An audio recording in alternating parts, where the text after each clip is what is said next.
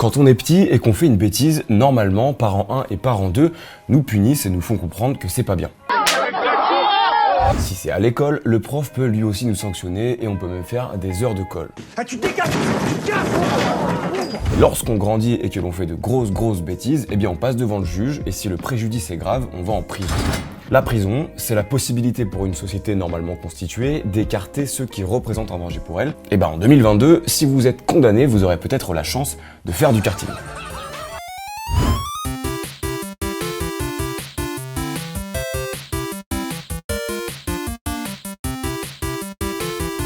Alors, qu'est-ce qui fait réellement polémique dans cette affaire? Eh bien d'abord le fait que vous n'êtes pas encore abonné à VA+.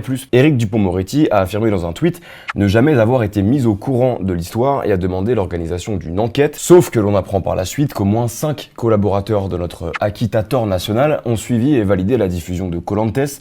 2 d'entre eux étaient même présents à Fresnes le jour du tournage et leur nom figure même au générique du film. Bien sûr, je pense aux prisonniers, à leurs conditions de vie inhumaines et dégradantes. Alors pour commencer, un mot sur Djibril Dramé, dit le Denis Brognard des cités, qui n'est autre que le créateur de cette émission. C'est un ancien footballeur professionnel qui s'est investi auprès des jeunes de Fresnes dans le Val-de-Marne, ville dont il est originaire. Son but, véhiculer une image positive des quartiers en créant une parodie de la célèbre émission Koh-Lanta, Koh-Lantès donc. Tiens ta femme. Attends. Non. Attends. Doucement. Tiens ta femme parce que... Et pour l'anecdote, il avait participé à l'émission Ninja Warrior et avait même tenté de participer à l'émission Koh-Lanta, mais a été refoulé. En juillet dernier, il avait même poussé son concept un peu plus loin avec une vidéo flic contre jeunes de quartier. Et il a des arguments pour défendre cette émission dans la prison de Fresnes. Le premier est que cela permet d'amener, je le cite, un peu d'extérieur à l'intérieur, car c'est important. Alors arrêtons-nous là-dessus un instant. Si je comprends bien, il s'agit en fait d'un bol d'air frais que l'on accorde à des individus ayant commis des actes méritant une incarcération. Mais au fait, quelle est la définition d'une prison? Eh bien, selon le Larousse, c'est un établissement où sont détenues les personnes condamnées à une peine privative de liberté. Et il développe également un second argument qui est celui finalement de faire prendre conscience aux jeunes que la prison, c'est nul. I'm feeling romantical.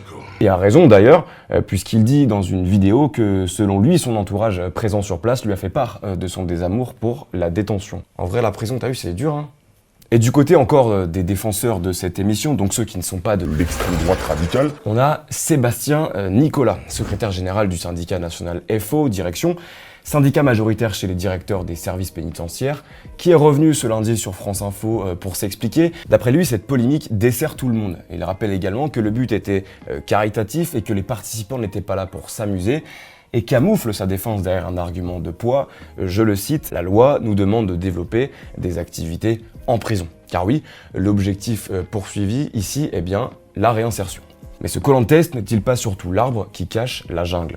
Car dans cette prison, comme dans d'autres d'ailleurs, c'est loin d'être la première fois que l'on organise des événements de ce style. Et pour cause, les détenus de Fresnes ont ainsi pu assister à une démonstration de freestyle moto le 11 mai dernier, l'occasion peut-être de perfectionner leurs skills en matière de rodéo urbain, car rappelons-le... Les accidents, ils sont souvent causés par les flics qui prennent en chasse, qui poussent les riders vers la mort en fait, concrètement. Normalement, pour entrer dans une prison, il faut respecter un protocole plus que rigoureux. Pour un simple visiteur, par exemple, une demande doit être adressée au SPIP, puis soumise à un examen, et il faut pouvoir réunir beaucoup de documents, bien évidemment. En l'espèce, essayez d'imaginer la lourdeur administrative qui a dû représenter l'organisation de cette émission, car il s'agit bien là d'une émission avec une grosse production, une émission réalisée dans les règles de l'art, avec un matos de tournage plus que propre, et l'utilisation de drones, sans oublier un montage des plus léchés. La société de production, dirigée par Enzo Angelo Santo, a hier décidé de supprimer la vidéo de YouTube, puisque figurez-vous que l'opinion nous a révélé hier qu'un détenu condamné pour viol et un autre pour meurtre ont participé aux épreuves. Rien que ça. Pour celui qui est condamné pour viol, vous vous en doutez, sa fiche pénale fait bien entendu mention de nombreuses autres affaires de vol, parfois avec violence et armes, en plus de différents incidents survenus lors de sa détention. Les organisateurs avaient pourtant bien indiqué ne vouloir que des détenus au profil exemplaire. Le directeur de cette société de production s'était pourtant défendu sur les plateaux télé en disant n'avoir souhaité qu'aucun terroriste, violeur, pédophile ou tueur en série ne puisse participer. Et il tient cependant à rappeler que les organisateurs n'avaient pas la main sur la sélection des détenus. L'impartial et délicieux Média Combini, qui avait obtenu des accréditations pour suivre le tournage bien évidemment, semble avoir également supprimé sa vidéo. Mince alors. Et puis peut-être aussi quand même une pensée pour les familles de victimes.